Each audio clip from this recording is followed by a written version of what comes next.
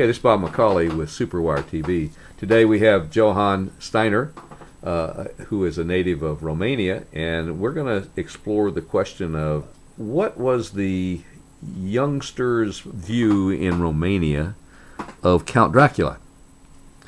Johann, thank you very much. Tell us a little bit about your background, where you were born. Well, I was born from German settlers, and the reason why the German settlers were moved from the Austrian government, because this area, after the breakdown of the Roman Empire, was taken over by Austria. Austria was a very powerful country in those days, in the middle, got under that control. But the main thing was why my grandfathers and grandparents and grand went over there was what happened in the Crusader time. Okay.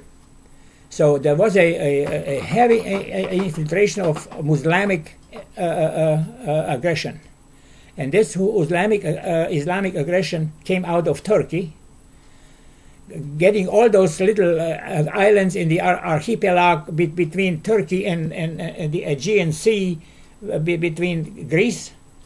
Got all those little islands, went to Greece, Macedonia, Bulgaria, today's Serbia, all the way back into this area here. And the idea was that there was again the war erupting between Catholicism and Islamic, organized from the Pope and from the old Western Europe, turned to Christianity eventually. And they built those big armies from the Crusaders, and they went fighting. This fighting went on for about 700 years, where they were in our area here, where I was born. And Southwest. That was nothing but death and death and death and again death for a lot of people. Finally, the Empress from Austria, Maria Theresia, she had to do anything and everything to save her capital, the city of Vienna, because Vienna was 6 weeks under siege from Turkish troops. Uh-huh. And then she hired a French nobleman, a General Field Marshal, Prince Eugene de Savoia, as a General Field Marshal, and he reorganized again another crusade. He got together about 250,000 people, that included that time the wives from those volunteers, their families, and the flocks and animals, the whole group from 250,000 people marching to the southwestern portion of Europe. And he was the hero, became our hero, because he saved this land for where then my ancestors, through the help of the Austrian government and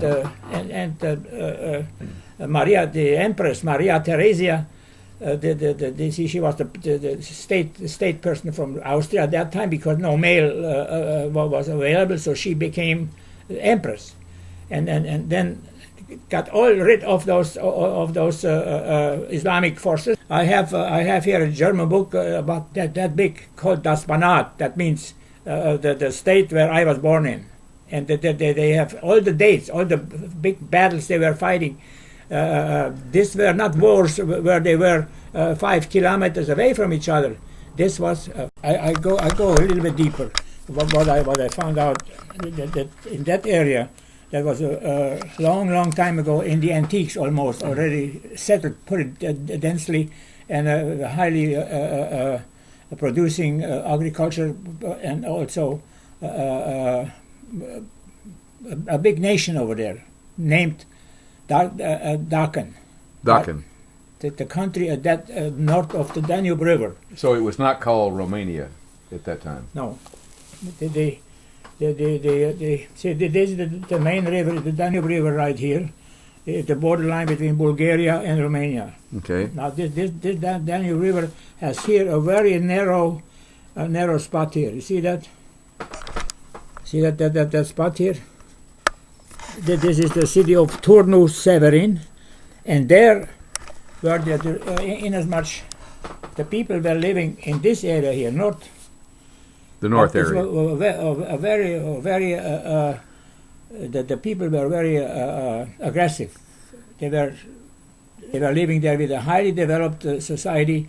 In any under the name of the state was Dacia, Dacia, and that Dacia, the king from Dacia was King Decebal, and the capital of this country was Sarmi Segetuza. Stealing from them, fighting. Right. Wartime. He came back. So then later on, it was then Imperator Trajan in about between 100 and 110 after Christ, built here the first bridge over the Danube River into Dacia to stop all these aggressive activities from. And Prince Dracula was a principe of that country. He was a leadership in this area here, somewhere around Sibiu, which developed in the cities, and he was in charge like a governor. Okay, now you're up in the 1400s now. Yeah, he was. Okay. His this name was before the Reformation. His name was Vlad Tzepes. Okay. And he was a terrible man. And whoever was not following the law and order of the state, of the country, or his territory, he had a funny way of What gave him his power? How did he get to be ruler? Power. He was let's say, like here he was a governor of a certain area. Right. So Vlad Tzepes was one of the, I would say, a governor or a principe. He was a duke, a prince, and whoever was not participating according to the order of the state or of his territory, he had a funny way of punishing people. He was setting wooden sticks into the ground, and sharp pointed, and those delinquents. They had to take clothes off. He's sitting, and his soldiers. They were going through the rectum. They sit on there and drag him down, and kill him that way. That wouldn't feel good, would it? This where he became the name King Dracula.